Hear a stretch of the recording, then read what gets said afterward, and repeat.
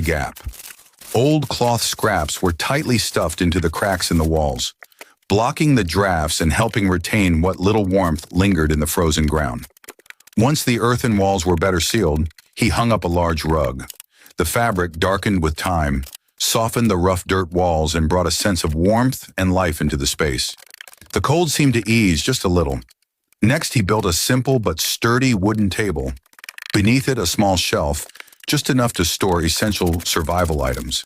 The table wasn't just for eating, it marked the beginning of order, the sign of a life gradually being rebuilt in the heart of the wilderness.